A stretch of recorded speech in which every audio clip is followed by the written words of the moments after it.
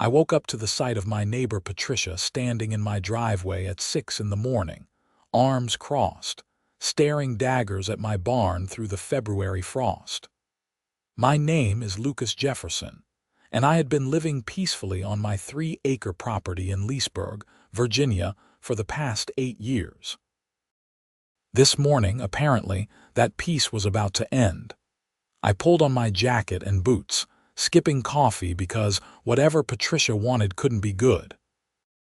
She was the president of our homeowner association, a position she wielded like a weapon against anyone who dared to paint their mailbox the wrong shade of beige or plant non-approved flowers. I'd mostly stayed off her radar by keeping to myself and my small hobby farm, but clearly my luck had run out. "Can I help you, Patricia?" I asked, my breath visible in the cold air. She turned to face me, her perfectly styled blonde bob not moving an inch despite the wind.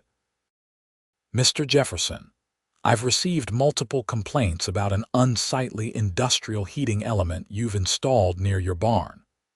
It's creating visual pollution and violating Code 7.3 of our community guidelines regarding outdoor equipment." I blinked at her, genuinely confused for a moment before realizing what she meant. "You mean the heated water trough for my goats and chickens? I don't care what you call it. It's an eyesore and it needs to be removed immediately." She thrust a printed document at me. "You have 48 hours to comply or face fines of $100 per day." I looked down at the notice, then back at her. "Patricia, it's February. It's been below freezing for 2 weeks straight. My animals need access to liquid water or they'll die. That's not my concern." "The rules exist for a reason, Mr. Jefferson. Perhaps you should have considered the aesthetics before deciding to operate a farm in a residential community. This land was grandfathered in before the HOA even existed," I said, trying to keep my voice level. "I have the right to keep livestock on properties over 2 acres. That was in the original county zoning." Patricia's thin smile didn't reach her eyes. "The heated device is the issue, not the animals. Though honestly, I don't understand why anyone needs goats in a civilized neighborhood." 48 hours, Mr. Jefferson." She walked back to her pristine white SUV and drove off, leaving me standing in the cold with a citation in my hand and growing anger in my chest. I'd been carrying buckets of warm water out to my animals 3 times a day before I finally saved up enough to buy that heated trough. It had cost me $400, and it was specifically designed for livestock use in winter. There was absolutely nothing industrial or unsightly about it. It looked like a regular water trough with a heating element built into the base. I went through my day in a foul mood, working my remote job as a software developer while periodically checking on my 6 goats and dozen chickens. They were happily drinking from the heated trough, completely unaware that their water source was apparently destroying the neighborhood's property values. That evening, I called my friend Derek, who dealt with HOA issues when he installed solar panels. "They can't actually take it, can they?" I asked. "If it's in the guidelines and you sign the covenant, they can fine you into bankruptcy," Derek said grimly. "But heated water troughs for livestock should fall under agricultural exemptions. You need to check your county codes and your original HOA agreement." I spent 3 hours that night going through dusty boxes in my garage until I found my closing documents. Sure enough, there was an agricultural exemption for properties over 2 acres that predated the HOA's formation. I drafted a response letter, cited the relevant codes, and dropped it off at Patricia's house the next morning. 2 days later, I came home from getting groceries to find the heated trough gone. I stood there staring at the empty spot where it had been, a regular plastic trough with already freezing water in its place. My hands shook as I pulled out my phone and called Patricia. The 48 hours expired, she said calmly. The item has been confiscated and will be returned when you pay the removal fee of $200 plus accumulated fines. I sent you a letter explaining the agricultural exemption, I said, my voice rising. You had no right to come onto my property and take my equipment. The board reviewed your letter and found it insufficient. The exemption applies to buildings and structures, not to electrical devices that create visual blight. Your appeal is denied. Where is my property, Patricia? In a secure location. You can retrieve it once you pay the fees and sign an agreement not to reinstall it. I hung up before I said something I'd regret. My goats were bleeding at the barn door, confused about why their water situation had changed. I had to go back to hauling warm water every few hours, disrupting my work schedule and my sleep. The next day, I filed a formal complaint with the HOA board and requested an emergency hearing. I also called my attorney, a sharp woman named Jennifer Martinez who'd helped me with my property purchase years ago. They physically removed your property, Jennifer asked, her tone incredulous. That's theft, Lucas. I don't care what their bylaws say. Can we get it back? We're going to get it back, and we're going to make sure they never pull something like this again. I'll draft a demand letter today. In the meantime, document everything. Take photos of your animals, your setup, the replacement trough. Keep records of every minute you spend hauling water. I followed her instructions meticulously. I took pictures of my goats, 2 Nigerians, 3 pygmies, and a Nubian named Buttercup who was pregnant and due in 6 weeks. I photographed my chickens huddled together against the cold. I set timers and logged every water run, noting the time and temperature.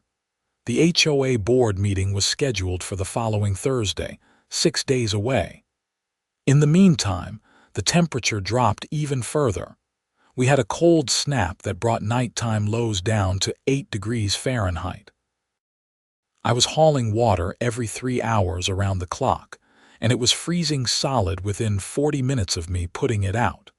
On Wednesday, I found one of my older hens dead in the coop. She'd been lethargic the day before, and without adequate water in the extreme cold, she'd succumbed to dehydration and stress. I was devastated and furious. I wrapped her small body in a towel and added her photo to my documentation file. Thursday evening, I walked into the community center conference room where the HOA board held their meetings. Patricia sat at the head of the table, flanked by 4 other board members I vaguely recognized from neighborhood events. About a dozen residents filled the chairs facing them, probably there for various petty grievances. Jennifer sat beside me, her briefcase open and files neatly arranged. Patricia called the meeting to order and droned through several agenda items, approving new mailbox installations and denying someone's request to paint their front door navy blue instead of the approved colonial blue. Finally, she got to my case. Item 7. The Jefferson property dispute. Mr. Jefferson has appealed the confiscation of prohibited electrical equipment. Mr. Jefferson, you have 5 minutes to state your case. I stood up, my jaw tight.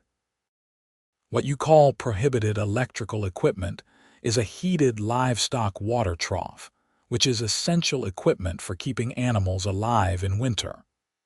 The temperature has been below freezing for 3 weeks.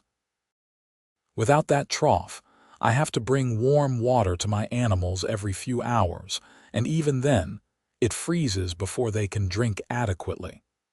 One of my chickens died yesterday from dehydration. Patricia's expression didn't change. The community guidelines clearly state that outdoor electrical equipment must be approved by the board before installation. You failed to request approval. The agricultural exemption in the original property covenants doesn't require approval for standard farming equipment, Jennifer interjected.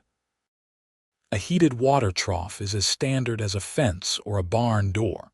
Furthermore, the HOA violated Virginia law by entering my client's property without permission and removing personal property. That's theft and trespassing. One of the other board members, a man named Robert, leaned forward. We have the authority to enforce community standards. That's what homeowners pay us for. You have the authority to issue fines through proper channels and, if necessary, place liens on properties, Jennifer said coolly. You don't have the authority to physically confiscate property. If Mr. Jefferson filed a police report right now, you'd all be facing criminal charges. Patricia's composure cracked slightly. That's an overreaction. This is a civil matter. Taking someone's property without consent is theft. It doesn't matter if you wear a badge that says HOA President. Jennifer slid a document across the table. This is a demand letter requiring the immediate return of the water trough and all illegally collected fees, plus compensation for Mr. Jefferson's time and the loss of his chicken. If we don't have compliance by tomorrow at 5 p.m., we'll be filing suit and pursuing criminal charges. The room went silent. A few of the residents who'd been waiting for their turn were whispering to each other. Patricia's face had gone red. The board needs to discuss this privately, she said stiffly.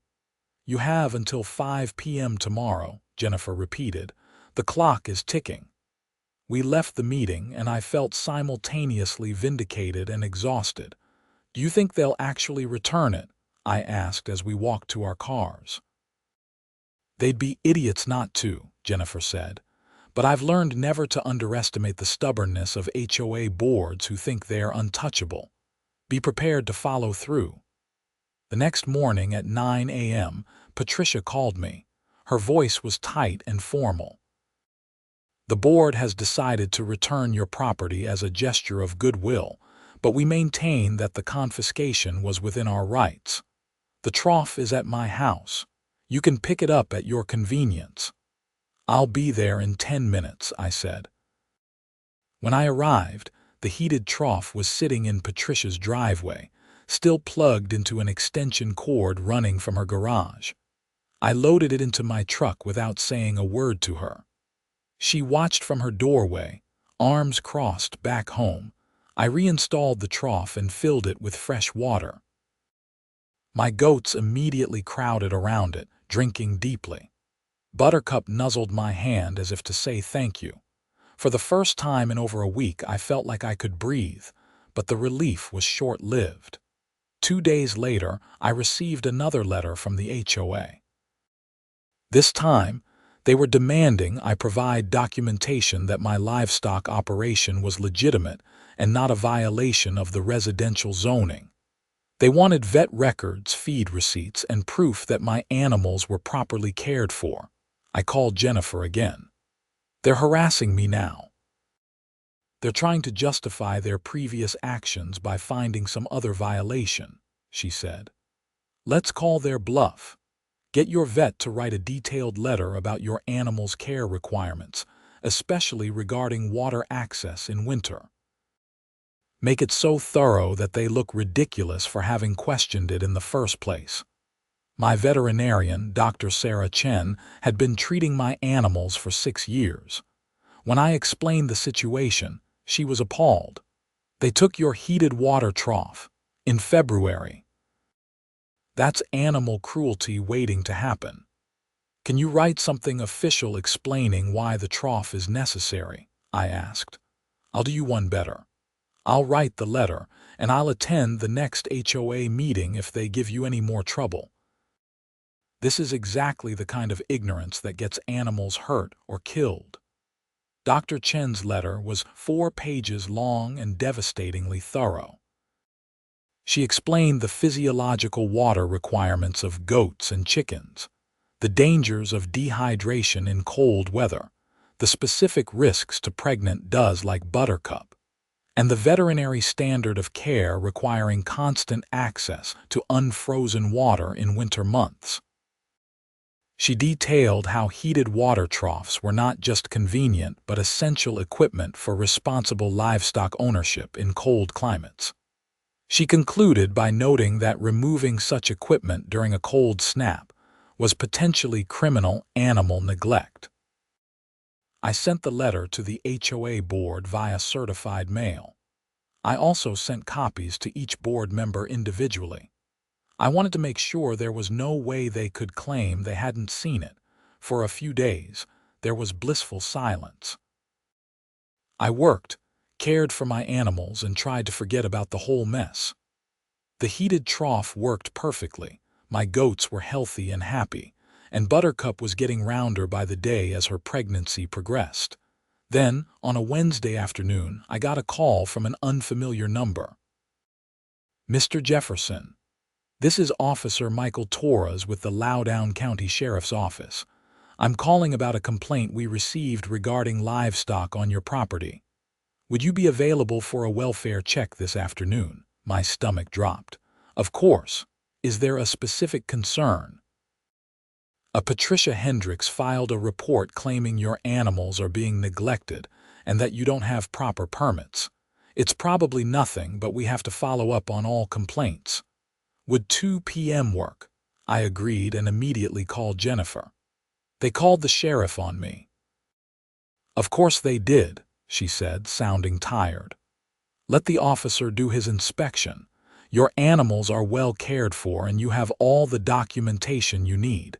This is just Patricia trying to win by exhausting you. Don't let her. Officer Torres arrived exactly at 2 p.m., accompanied by an animal control officer named Lisa Webb. I met them at my gate, trying not to look as anxious as I felt. "Thank you for meeting with us, Mr. Jefferson," Officer Torres said. He was a stocky man in his 40s with a friendly demeanor. "Like I said on the phone, this is just a routine follow-up. Can we take a look at your setup?" "Absolutely." I walked them toward the barn. "I have 6 goats and 12 chickens. All of them have current vet records and vaccinations. My vet is Dr. Sarah Chen at Leesburg Animal Hospital." Lisa Webb was already examining the goats, who were curious about the visitors and coming up to sniff her hands. "They look healthy," she said. "Good body condition, clear eyes, clean coats. Is that one pregnant?" "Buttercup, yes. She's due in about 4 weeks." She checked the barn, the fencing, the chicken coop, and the infamous heated water trough. Officer Torres took notes but didn't seem concerned. After about 20 minutes, Lisa turned to me. "Mr. Jefferson, everything here exceeds the standards for hobby farm animal care. Your facilities are clean, your animals are healthy, and you clearly know what you're doing. Whoever filed this complaint wasted everyone's time." Relief flooded through me. It was my HOA president. "She's been harassing me about the heated water trough." Officer Torres frowned. "The water trough that's keeping your animals alive in this weather." "The same one. She had it confiscated last week because she said it was an eyesore. My vet had to write a letter explaining why it's necessary." "That's ridiculous," Lisa said bluntly. "That trough is standard equipment. I'd be citing you for neglect if you didn't have something like it in these temperatures." She pulled out a form and wrote something on it. "I'm going to file a report clearing you of all concerns and noting that your animal care is exemplary. If your HOA president has issues with your livestock setup, she can take it up with the county zoning office, but from an animal welfare perspective, you're doing everything right." After they left, I felt vindicated but also increasingly angry. Patricia wasn't just being petty anymore. She'd filed a false report with law enforcement, wasting their time and attempting to get me in legal trouble. That felt like it crossed a line. I called Jennifer and told her what had happened. "We need to go on a fence," I said. "I'm tired of being reactive. What are my options?" "Well, filing a false police report is a crime in Virginia," Jennifer said slowly. "And if we can prove she did it maliciously, you could potentially pursue harassment charges. But that's a nuclear option. Are you sure you want to escalate? I thought about the stress of the past few weeks. The sleepless nights hauling water, finding my dead chicken, the constant anxiety about what Patricia would do next. I want her to leave me alone, permanently. What will it take? Let me draft a cease and desist letter. We'll threaten legal action if she continues harassing you. We'll include the documentation from the sheriff's visit. Most people back down when they realize there are consequences. If she doesn't, then we consider a restraining order or a lawsuit. The cease and desist letter went out the next day. It detailed every action Patricia had taken, from the illegal confiscation to the false police report. It demanded that she cease all contact with me, except through official HOA channels for legitimate business, and that she refrain from making any further complaints about my property without valid cause. It concluded by noting that continued harassment would result in legal action, including potential criminal complaints. I didn't hear anything from Patricia for 3 days. It was the most peaceful 3 days I'd had since this whole mess started. I began to hope that maybe, finally, it was over. I was wrong. On Saturday morning, I went out to feed my animals and found a notice stapled to my barn door. The HOA was holding an emergency meeting on Monday night to discuss implementing new livestock regulations for the community.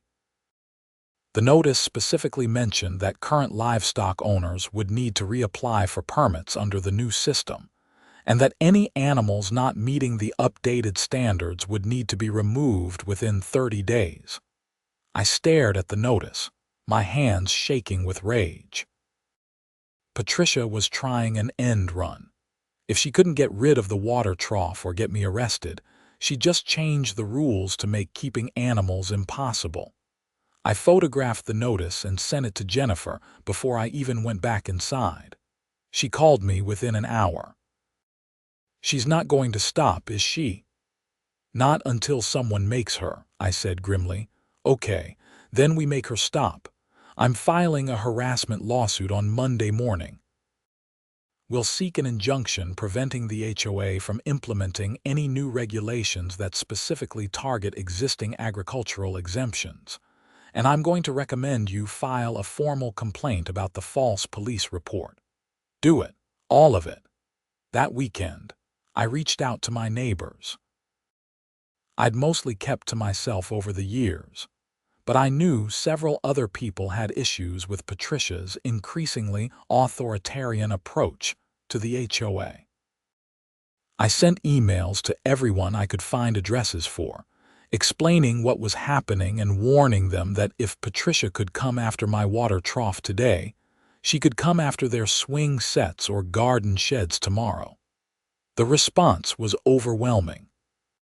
Apparently, I wasn't the only one fed up with Patricia. I heard from a couple who'd been fined for parking their truck in their own driveway instead of the garage. A single mom who'd been cited for having playground equipment that wasn't architecturally harmonious with the neighborhood. A retired teacher who'd been fighting for months to get approval for a wheelchair ramp for her husband. By Monday morning, a small rebellion was brewing. Jennifer filed the lawsuit first thing, and I filed the police report about Patricia's false complaint. Then, that evening, almost 40 people showed up to the HOA meeting. The community center conference room was packed beyond capacity. People lined the walls and spilled into the hallway. Patricia looked startled when she walked in and saw the crowd. She tried to call the meeting to order, but people kept talking. "Why are we changing livestock rules that have been in place for decades?" someone called out. "Who decided that Mr. Jefferson's water trough was such a problem?" Another voice asked. Patricia banged her gavel. "This meeting will come to order or I'll have everyone removed." "By whom?" the retired teacher, whose name was Margaret, asked calmly. "You don't have that authority, Patricia. This is a homeowners association, not a dictatorship." The crowd murmured agreement. Robert, the board member who'd spoken at the last meeting, looked uncomfortable. The other 3 board members looked like they wanted to be anywhere else. Jennifer stood up.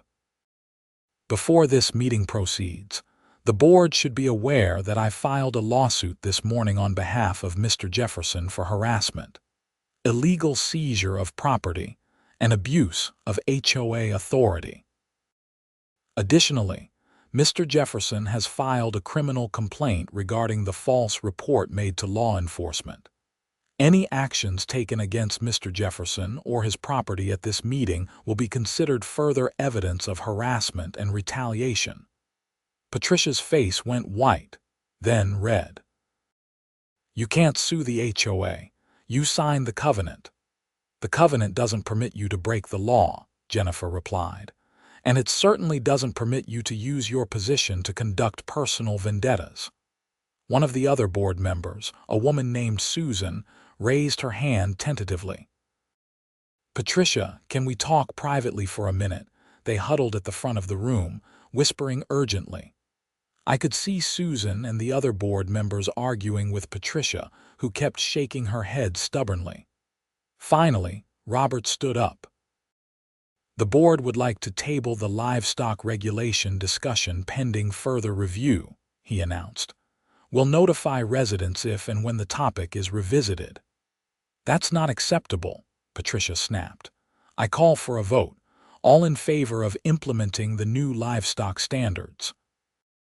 She raised her hand. No one else did. The silence was deafening.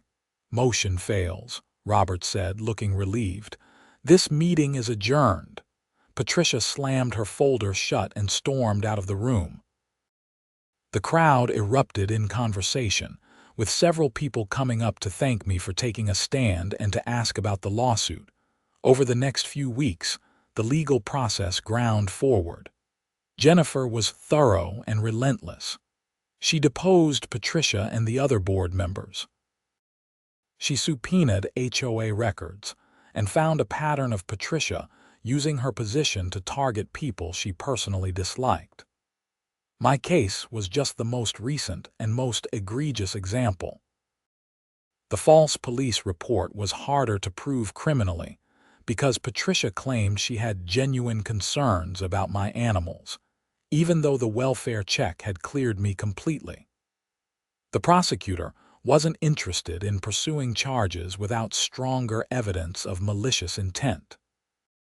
But in the civil case, it was devastating ammunition. Meanwhile, Buttercup went into labor on a cold March morning.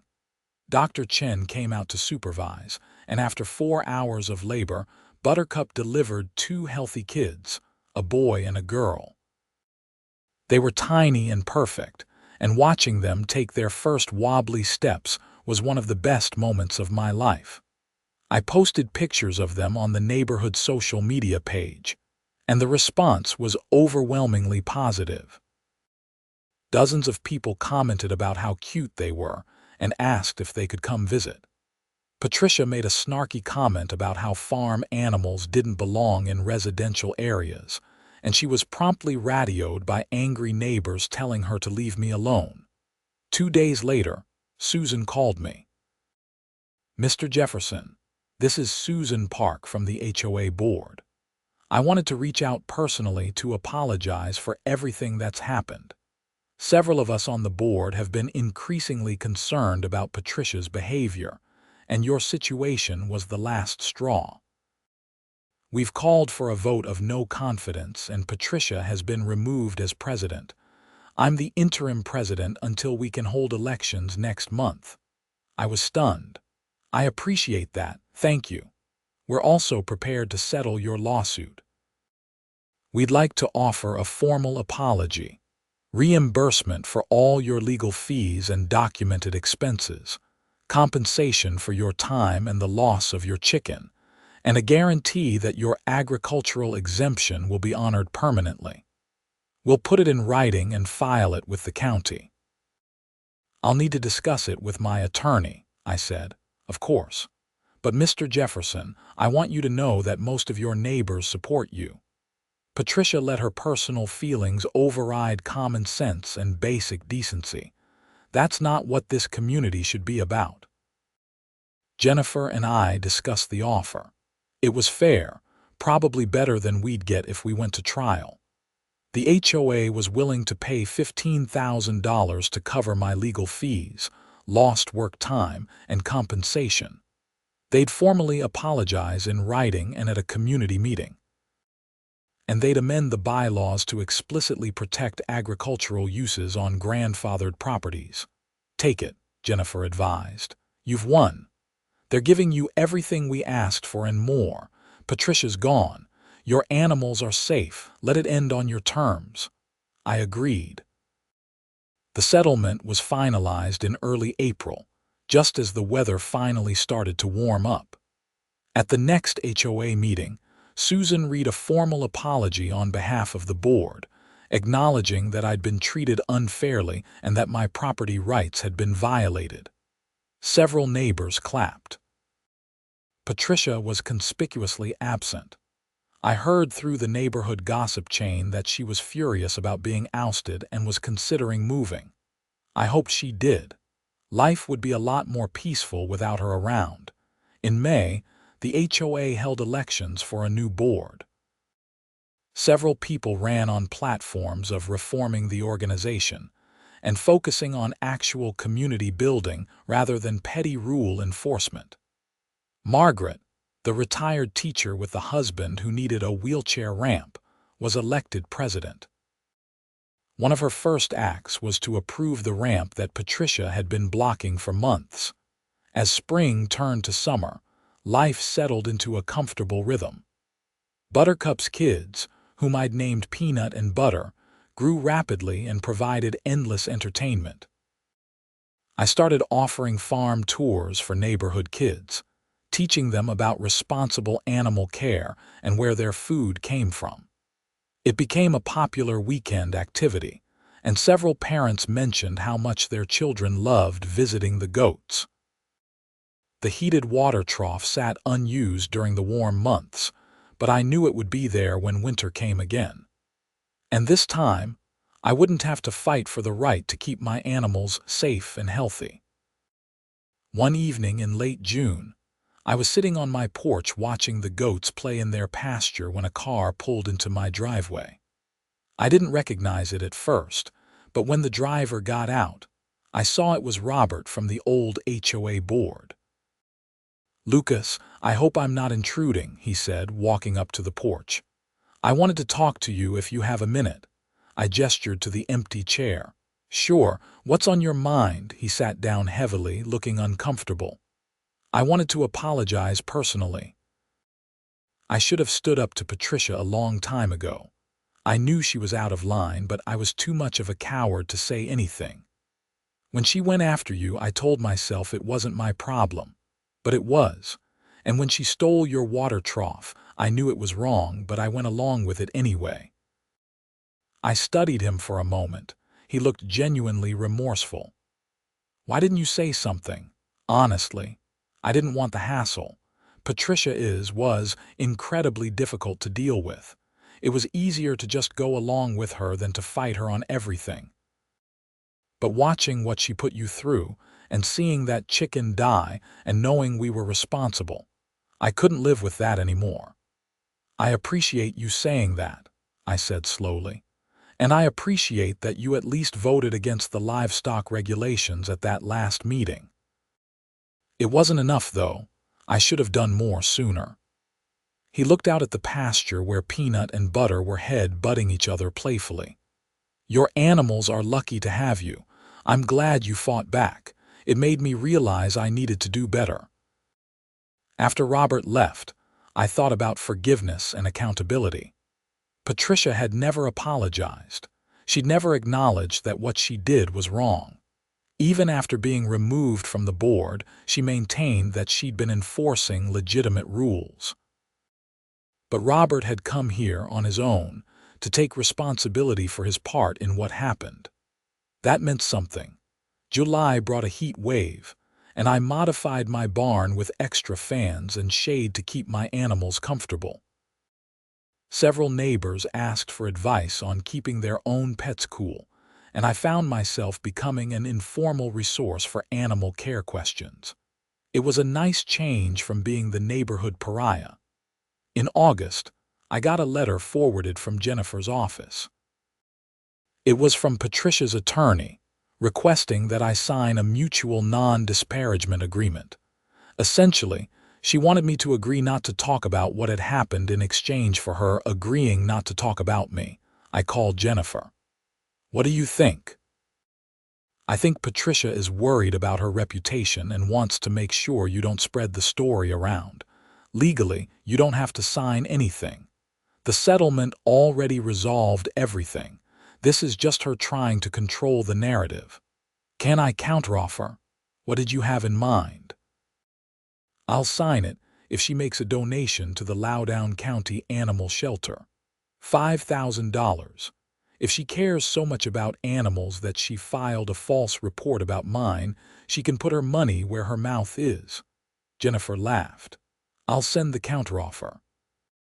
2 weeks later, I got confirmation that Patricia had donated $5,000 to the shelter and signed the mutual non-disparagement agreement. I signed it too, satisfied that at least some good had come from the whole mess. The shelter sent me a thank you note, mentioning that the donation would help them build a new barn for their farm animal rescues. The irony was not lost on me. September arrived with cooler temperatures, and I started preparing for winter. I ordered extra hay, checked all my heating equipment, and made sure the heated water trough was in perfect working order. This year, I'd be ready, and no one would be able to take it away. Margaret stopped by one afternoon with a proposed bylaw amendment. "I wanted to run this past you before bringing it to the board. We're creating an agricultural committee to work with residents who have livestock or want to start keeping animals. The idea is to have educational resources and clear guidelines so that no one has to go through what you went through." I read through the proposal. It was thoughtful and fair, providing guidance without being overly restrictive. "This is great, Margaret. Who's going to be on the committee?" "I was hoping you'd chair it," she said. "You're the most experienced livestock owner in the community, and after everything that happened, I think people trust you to be fair and reasonable." I hesitated. Part of me just wanted to be left alone to live my life. But another part recognized that this was an opportunity to make sure no one else got targeted the way I had been. "I'll do it, but only if we include Dr. Chen as an advisor. Any decisions about animal care need to be based on veterinary science, not aesthetics or personal preferences." "Absolutely. I'll reach out to her." The Agricultural Committee held its first meeting in October. Besides me and Dr. Chen, we had 2 other residents interested in keeping chickens, a county extension agent and a representative from the Virginia Farm Bureau. We drafted comprehensive guidelines that balanced animal welfare with community concerns, covering everything from coop placement to noise management to, yes, winter water access. The guidelines passed the HOA board unanimously and were adopted as official policy in November. Several neighbors applied for permits to start keeping chickens, and I found myself mentoring new livestock owners, teaching them about feeding schedules and predator protection and cold weather care. When the first hard freeze came in December, I plugged in my heated water trough without a second thought. My animals had fresh, unfrozen water 24 hours a day. No one complained. No one sent me citations. No one trespassed on my property to steal my equipment. It was exactly as it should have been. On Christmas Eve, I hosted a small gathering for my neighbors, offering hot cider and cookies and letting Kids Bottle feed Peanut and Butter, who were now nearly full-grown but still friendly and playful. About 20 people showed up, and we stood around my barn sharing stories and laughing. Margaret brought her husband in his wheelchair, and they both spent an hour petting the goats and talking about their own farm memories from childhood. As I watched my neighbors enjoying the farm, I reflected on everything that had happened over the past year. Patricia's harassment had been stressful and infuriating, but it had also brought the community together in unexpected ways. People who'd never spoken before were now friends. The HOA had reformed itself into an organization that actually served its residents rather than terrorizing them. And I'd gone from being a loner to being a community resource. Patricia moved away in January, relocating to a condo in Arlington where there were no barns, no livestock, and presumably no heated water troughs to offend her delicate sensibilities. I heard about it through Margaret and felt nothing but relief. She'd never apologized, never admitted wrongdoing, never shown any sign that she understood why her actions had been so harmful. Some people never learn, but I had learned. I'd learned that standing up to bullies, even institutional ones, was worth the effort. I'd learned that most people are reasonable if you give them a chance. I'd learned that community is built through connections and mutual respect, not through enforcement and fear.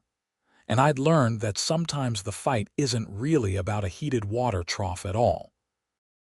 It's about dignity and rights, and refusing to be pushed around just because someone has a title and a gavel.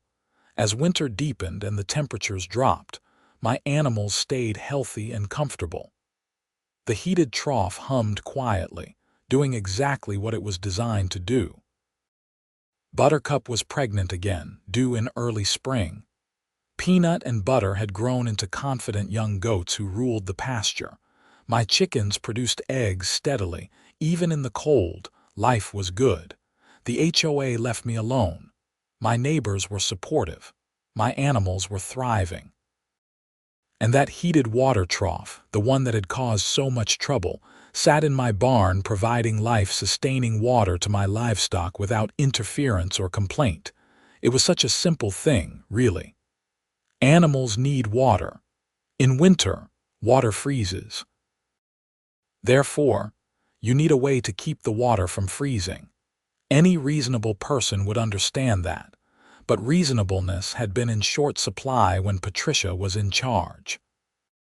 Now, with Margaret leading the HOA and the new agricultural guidelines in place, reasonableness was the default instead of the exception. It made all the difference.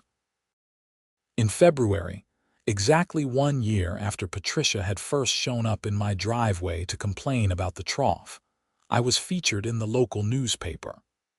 The article was about the growing trend of backyard livestock in suburban areas and how communities were adapting. They interviewed me, Margaret, and Dr. Chen, and they took pictures of my goats drinking from their heated water trough. The photo caption read, "Lucas Jefferson's farm demonstrates how agricultural traditions can coexist with modern residential communities when regulations are based on animal welfare rather than arbitrary aesthetics." I framed that article and hung it in my barn. Not because I needed the validation, but because it represented how far we'd come. From theft and harassment to being held up as an example of how to do things right. That was worth celebrating, Dr. Chen started offering quarterly workshops at my farm, teaching residents about animal care, veterinary basics, and responsible livestock ownership. The workshops were always full, and several people mentioned that learning about my experience with the HOA had inspired them to get more involved in community governance. Susan Park, who'd been one of the board members during Patricia's reign, apologized to me privately 6 months after everything was settled. "I should have stopped her sooner," she said.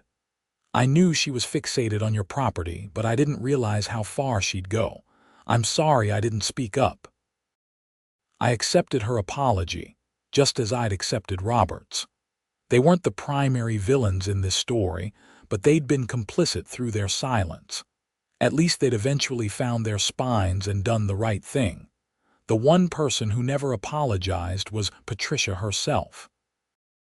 Even from her condo in Arlington, even after being removed from the board and watching the community thrive without her iron-fisted approach, she apparently remained convinced that she'd been right all along. I heard from someone who'd stayed in touch with her that she blamed me for ruining the neighborhood and thought everyone was too stupid to see it. I didn't care. Her opinion no longer mattered. She had no power, no authority, and no ability to impact my life. She was just a bitter woman stewing in her own righteousness while the rest of us moved on. Spring came early that year. Buttercup delivered twins again, both healthy and strong. The neighborhood kids came to see them within hours of their birth, their faces pressed against the barn door in wonder. I named them Salt and Pepper, continuing my condiment theme. The heated water trough got unplugged for the season and stored away, ready for next winter. It had served its purpose perfectly, keeping my animals hydrated and healthy through 2 harsh winters without any further drama. As I stood in my pasture watching my goats graze and my chickens scratch in the dirt, I felt profound gratitude. Gratitude for Dr. Chen's expertise and advocacy. Gratitude for Jennifer's legal acumen and determination. Gratitude for neighbors like Margaret and Susan and Robert, who'd eventually stepped up. Gratitude for laws and protections that prevented HOAs from having completely unchecked power. But mostly, I felt gratitude for my own stubbornness. I could have given up. I could have gotten rid of the heated trough and gone back to hauling water forever. I could have even gotten rid of my animals entirely, selling them to avoid the conflict. A lot of people would have chosen the path of least resistance, but I hadn't. I'd fought back, documented everything, hired an attorney, and refused to be bullied into submission. And in doing so, I'd not only protected my own rights but had improved the entire community. That was worth every sleepless night, every dollar spent on legal fees, every moment of stress and anger. The HOA never bothered me again. Margaret served 2 terms as president, then handed the role to another reasonable neighbor who continued her policies. The agricultural committee thrived, eventually expanding to include gardening and beekeeping in addition to livestock. The community became known as a model for how suburbs could incorporate small-scale agriculture while maintaining property values and neighborhood harmony. And it all started because one stubborn man refused to let an unreasonable woman take away his goat's heated water trough. Years later, when people asked me about the experience, I always told them the same thing. Stand up for what's right, even when it's difficult, especially when it's difficult. Bullies only win when good people do nothing. My property became a teaching farm, hosting school groups and community events. The heated water trough, retired from service after finally wearing out after a decade of use, got mounted on the barn wall with a little plaque explaining its history. Visitors always got a kick out of the story. "Someone really tried to take that away from you," they'd ask, incredulous. "Someone really did," I'd confirm, "but she failed, and that's the important part." Because in the end, Patricia had failed. She'd set out to force me into compliance, to make an example of me, to prove that the HOA's authority was absolute. Instead, she'd lost her position, damaged her reputation, cost the HOA thousands of dollars, and inspired a community uprising that led to reforms preventing future abuses. My goats got their water. My chickens stayed healthy. My farm thrived. And I got to live my life in peace, raising my animals and helping my neighbors, and never again having to worry about some petty tyrant with a gavel deciding that animal welfare was less important than aesthetic uniformity. It was a good life. A hard-won life, but good nonetheless. And every winter when I plugged in whatever new heated water trough I happened to be using that year, I thought about Patricia and smiled. Not with bitterness or anger, but with satisfaction. I'd won. The animals had won. The community had won. And somewhere in Arlington, Patricia was probably complaining about someone else's minor violation of some other set of arbitrary rules, powerless to do anything about it. That was justice enough for me.